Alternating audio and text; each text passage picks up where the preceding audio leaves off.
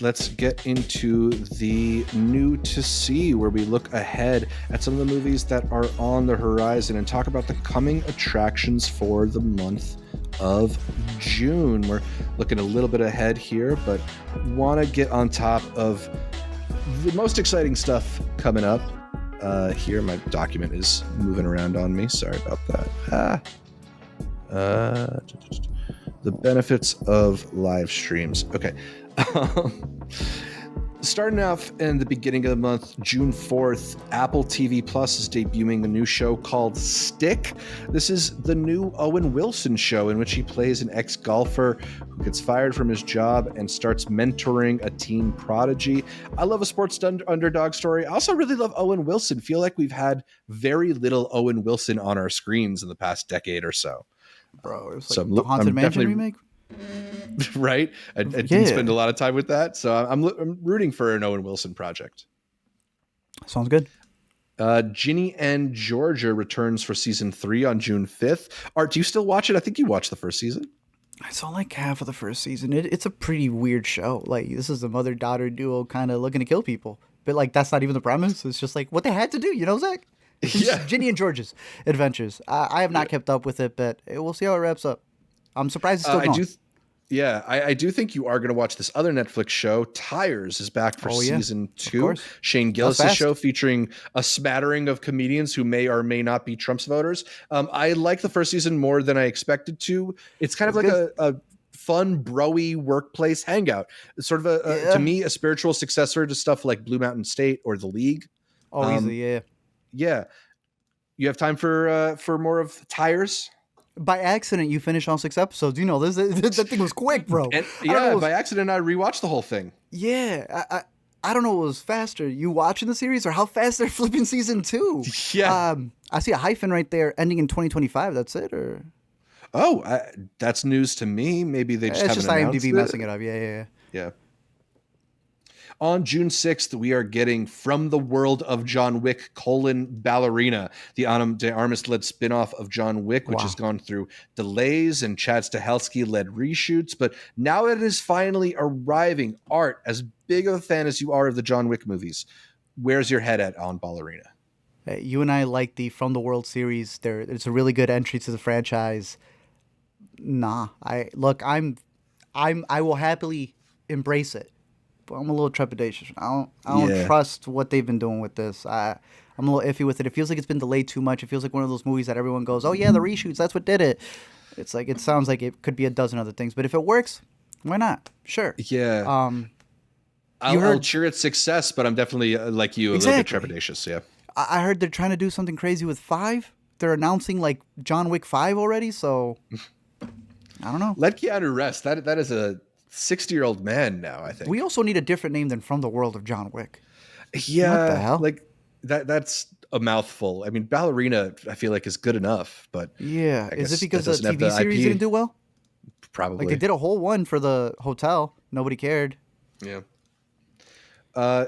Against Ballerina on June 6th. Going up against Ballerina on June 6th is Dangerous Animals. We're recording this video before Cannes, but this is a movie that will have had its premiere in Director's Fortnight. So I'm definitely curious about that. That's interesting. Also coming to theaters is The Ritual, which stars Al Pacino and Dan Stevens as priests performing a risky exorcism. I feel like we've seen this movie 5 times already, but yeah. Yeah, every year it's time for our annual exorcism. There's a new The Ritual, too. I feel like there's 5 movies called The Ritual, but yeah. The Life of Chuck is coming out in limited on June 6th. It is an earnest drama that won TIFF People's Choice Award last year before Neon picked it up for distribution. Interesting. It is going to be a different side of Mike Flanagan because it is not a horror movie, even though it is adapted from Stephen King. I'm a little bit skeptical about this as like a major awards player, but some people seem to think that it will break through. I mean, I think a lot of people felt really moved by the movie. What'd you give it? Did you like it, like positively, or just? I'm like at a 3-star with it. I liked it. I thought it was a little bit hokey, but I didn't dislike it. That it won People's? I was definitely surprised. It is a lot more low key than what we normally get from TIFF People's Choice. It'll be interesting. And this is coming out theatrically, right? So this one is theatrical, as is I Don't Understand You, which will be in limited. This is a relationship dramedy with Andrew Rannells and Nick Kroll as an American couple who get Oh, stranded in Italy trying to adopt a child. South by. Yeah. They didn't I give it think we to missed us it, though. Yeah, because they didn't follow up. You know what else exactly, is coming right? out? I don't think you got it on here, but I'll mention a little bit because it's coming out the 30th. You're gonna laugh at it. Another South by one that didn't get back to us, and that good boy will be sitting on Prime. Isn't it always? On June 8th, CBS and Paramount Plus Tell me. broadcast the Tony Awards. Nominations came out in the last Okay. month. I don't know how much time you had to look at them. Nothing. I know they came out. Tell me. What do I need to know? What are the ones to root for? Well, one of the things I noticed is I feel like a lot of the big celebrity ones are not getting the majority of the nominations. Othello with our guys, Denzel Washington and Jake Gyllenhaal. Did it fit? Zilch. Wait, did it fit? Zilch. Like It was it in the qualifies. deadline. Apparently, the tickets were too expensive for Tony voters. They did not vote for the movie They or did for not the stay play. for the whole thing. Yeah. Damn. Glengarry Glen Ross, which features several actors we like, including Kieran Culkin, Bob Odenkirk, Bill Burr, Michael McKean, also did not get nomination for Best Revival of a Play, although Bob Odenkirk did get a nomination. Wait, so Kieran's not going to do his Tony thing that they were all? No. Yeah, Wow. Kieran's not getting the acting triple, yeah. He's not getting the kid. Damn it. Yeah, so the nominees for Best Play were English, Hills of California, John Proctor is the villain, Oh, Mary, and Purpose. Mary is the one that I'm rooting for on that collection of ones. Best musical nominees are Buena Vista Social Club, Dead Outlaw, Death Becomes Her, which is an adaptation of the movie, Maybe Happy Ending, and Operation Mincemeat. So some stuff to check out for the theater heads out there. Maybe you should come visit New York and we can go catch a couple shows. Interesting. All right, sounds good. Any ones that did not make the cut that you felt were snubbed? Because I know you were able to catch them. Yeah, I'm trying to think if there's anything that comes to mind, but nothing jumps to the top of my head. The most recent one I saw, I didn't love, so I don't need to throw it under the bus. There is that one. Well, that's the thing. I also saw some stuff off Broadway, so that wouldn't count. So I'm ill-equipped for this conversation. But now that the nominations are out, I'm going to go try and lottery a bunch of these shows. Hell yeah. Yeah. On June 13th, we are getting the How to Train Your Dragon remake. Crazy. I really fail to see the point of what's essentially a shot-for-shot remake, partially in live action. But are you excited? No. I will be there. It doesn't feel too much like a chore. Right. But I also, you and I don't understand the difference when they're putting them side by side and they're like, look, they did what the animation did. Cool. I mean, look, the same applies to Lilo and Stitch, right? That we're given the benefit of the doubt. Yes. Just got an invite to that one, so I'm assuming they put me through the algorithm. They said no to the other screenings, and they're inviting me to the one they know I'm going to like. So, let's knock that it's going to be good, and let's hope this one's good too. Definitely. The animated movies aren't bad. I was very surprised with 2. That was one I was rooting for that year for the Oscars, and we'll see what they do with the adaptation. Absolutely. There were people who were really skeptical about this other one, The Materialists, the new film from Celine Song. People think the poster is too bland, the trailer isn't funny, but some of the initial buzz is pretty good. Where's your anticipation level at for Materialists? I'm not even looking at the trailer. Filmmaker. I'm just gonna show up, dude, the same way we did for Past Lives. We showed up at that Sundance screening. I'm showing up to whatever this is. I've only heard things. The complaints, the whatever, the good ones. It's a throwback. It's supposed to be like the 90s. Did you see the trailer? Should I see the trailer? I don't know if you need to. It's pretty standard. I don't know if it's going to reveal anything you didn't expect from the story. It's Dakota Johnson. It's Chris Evans. It's Pedro Pascal. Did it get you excited or deter you? I wouldn't say it deterred me. It didn't make me feel the need to see the movie. But my guess is it's a movie that's a bit quieter and doesn't necessarily lend itself well to a trailer. Yeah. Like Past Lives, I don't think had an incredible trailer either, but that movie is amazing. Yep. We'll see. I'm in either way, so definitely excited for it. Also on June 13th, Apple TV Plus is debuting Echo Valley. This one stars Julianne Moore and Sydney Sweeney. She's been on a run with these, nah? Which one, Sydney or Julianne? Julianne's been doing a lot of Apple TV Plus. A lot of Apple TV stuff, but did she not have a movie? Bruh, how much did they cut her? Remember this one? Yeah, she's actually a part owner of Apple now. She got the Tim Cook deal. Might have to be. Well, good for her. I like Julianne Moore. On June 20th, 28 days later, hits theaters. Danny Boyle and Alex Garland reunite for the third in this iconic line of horror movies. Yeah, I know you're excited. I'm ready for it. I'm intrigued on how they filmed it with those crappy cameras for 28 days. They then went a little bit different for 28 weeks, and now 28 years is like, well, we got iPhones. Let's see what we can do here, and it's looking pretty impressive. More than that, it's just the cast involved has me excited, and the fact that it's like a planned trilogy. Nia DaCosta's doing the next one. They're doing parts.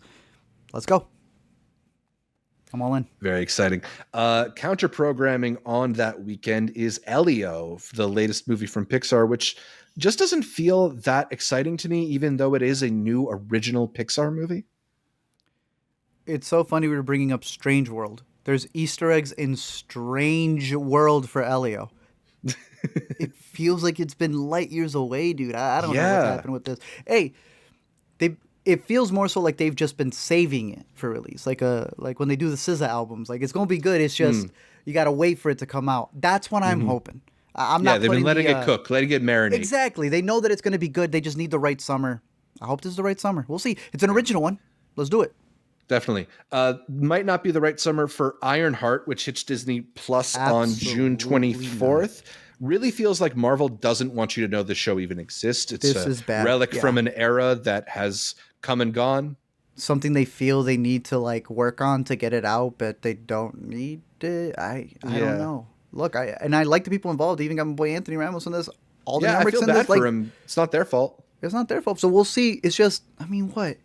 If it's already on a downturn, like how, if none of the series have really been incredible, how is this one that's already being put down going to be able to survive all that? I just don't see it happening, but Zach will let me know how it is. The very next day on June 25th, we get The Bear season. I'll be watching this one. 4. I guess the final season? They haven't like come out and plastered that everywhere, so maybe it'll come back. After that somewhat disappointing third season, how are you feeling about the Bear headed into a fourth and potentially final year? Look, 1 and 2 were so good. I'm not one to have jumped off the train for 3. Same. And I think everyone who likes to tell you that is also not, because they can't stop telling you that. So they will be there for 4. It's not even 4, bro. It's 3B, right? Right. Kind of. Sort of. Maybe. It's technically 4. Half a beef? Story-wise, it's 3B. We'll see. We'll see. Yeah. Also on June 25th, Ponyboi hits limited release. This is from Sundance 2024. An intersex sex worker goes on the run from the mob. River Gallo's the star, but Dylan O'Brien and Victoria Pedretti are also very good in supporting roles in this one. Thought we were reviewing The Outsiders again. I feel like we brought up The Outsiders. So many brackets and podcasts. But yeah, Ponyboi was good. Yeah. June 27th, F1 hits theaters.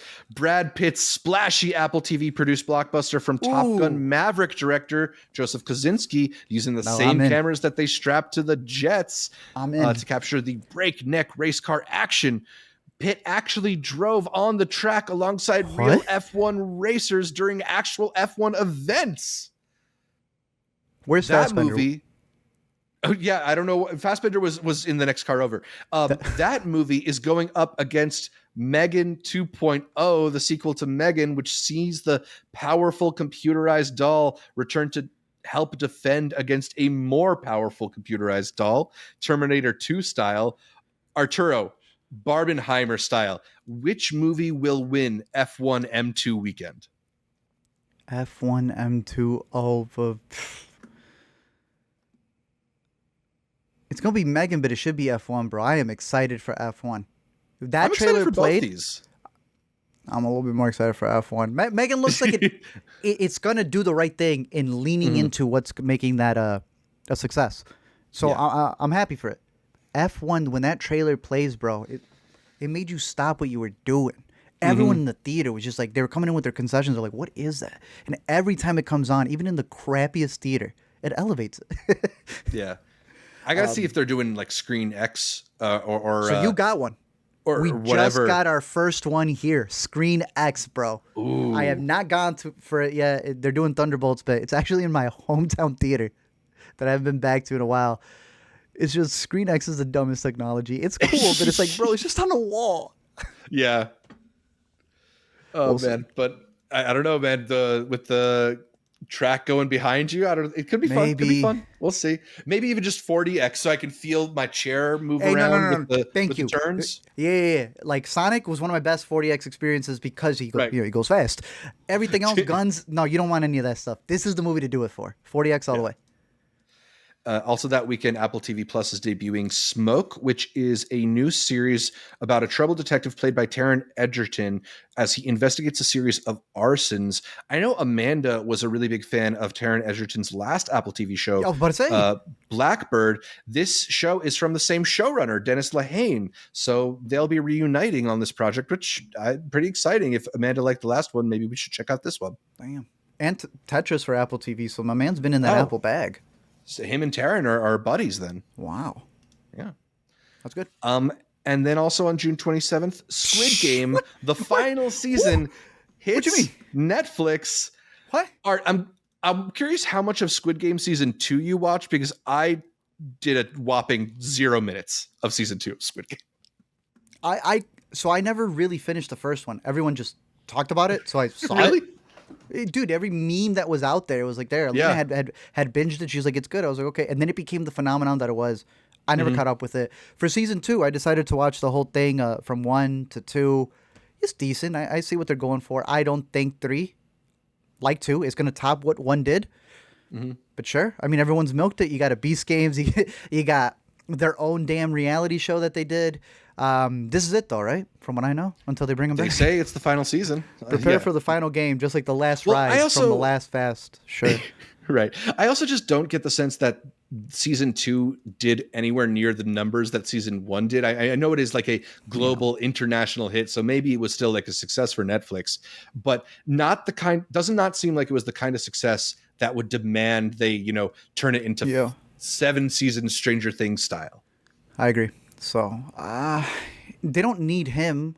I feel like if they did a reality show, they already have the rights to it. So we'll see how they built it up. But crazy that's already ending. I feel like it premiered earlier this year, but I guess it was last year. Right.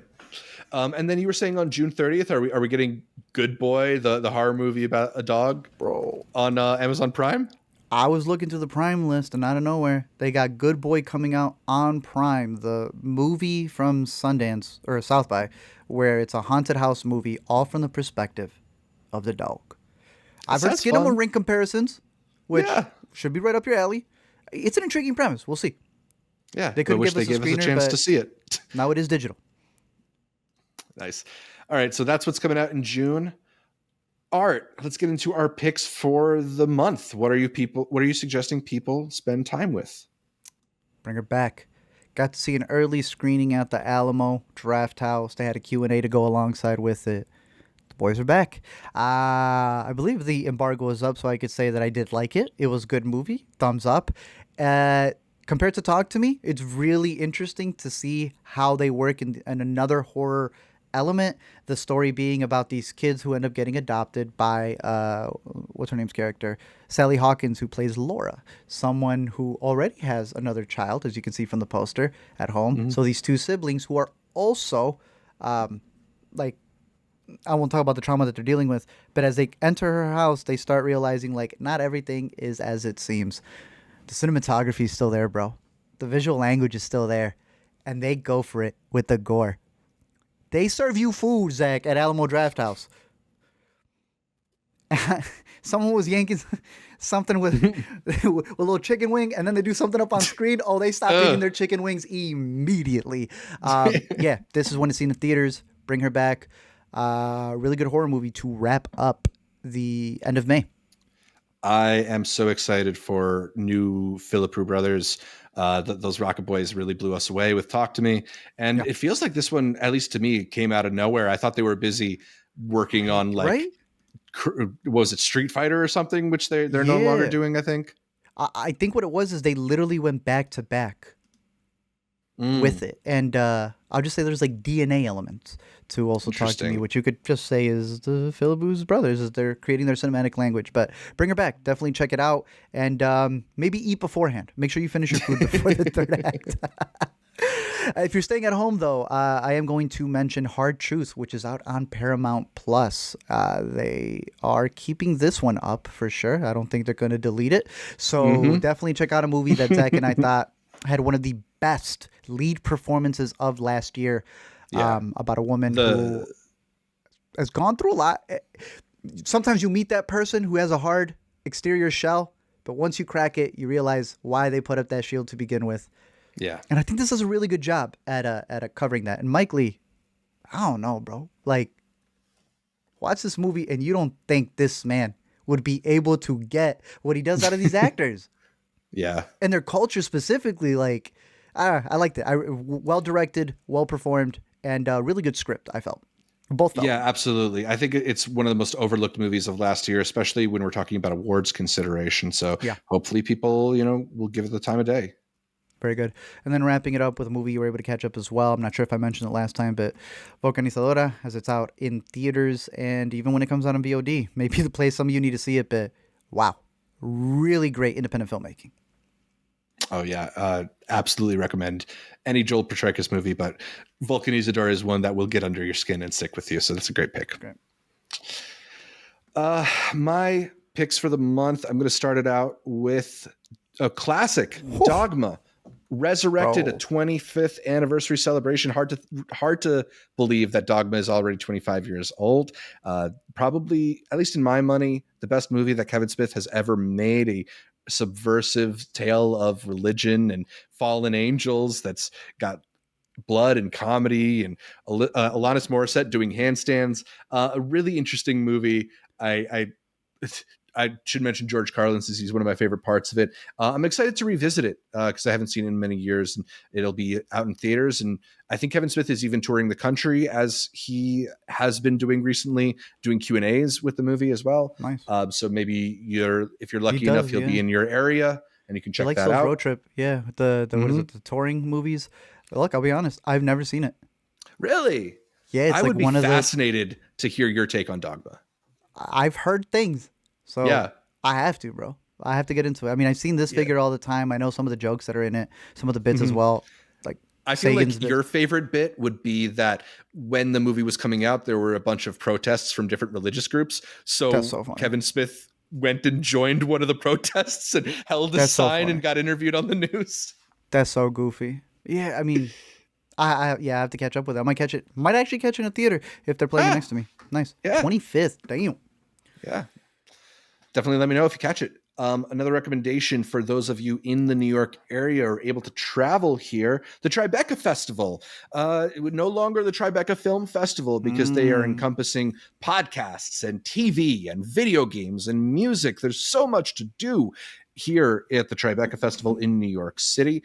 But I am always going to be going there for the movies. They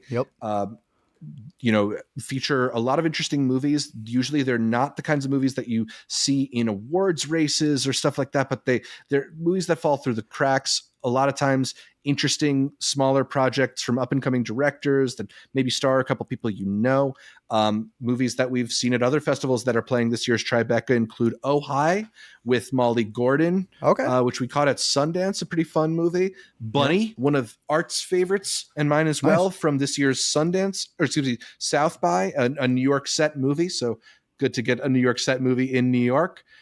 Are We Good, which is the Mark Maron documentary, East of Wall, which is a hybrid from Sundance that I know a bunch of people liked, and Hal & Harper, which is the latest from Cooper Raiff, a TV series that we caught at Sundance. As far as the movies that are premiering at Tribeca that I'm excited to catch, one of them is Everything's Going to Be Great, which has a stacked cast starring Allison Janney, Bryan Cranston, Chris Cooper, and Jack Champion.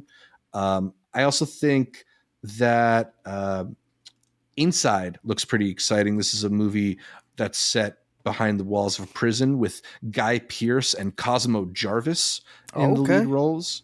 Sounds good. And then there's a pair of films from musicians you may know that I'm curious about. K-pop's premiered at TIFF, but it is playing again here. This is a film that is written, directed, and co-starring Anderson Paak. It is a sort of tale of friendship, or excuse me, of fatherhood, rather. So that one was at TIFF, but it's going to be here. And also Paradise Records, which I sent your way, a new movie that comes from director, screenwriter, star Logic. And for some reason, circling back, this one is edited by Kevin Smith, as well as executive produced by him. Interesting. Yeah. We'll see. That's the thing. You going to be here? I return from Europe on the day the festival starts. So I won't catch any of the pre-festival screenings, Gotcha. but I'll try and catch a couple while I'm in town. Should be good.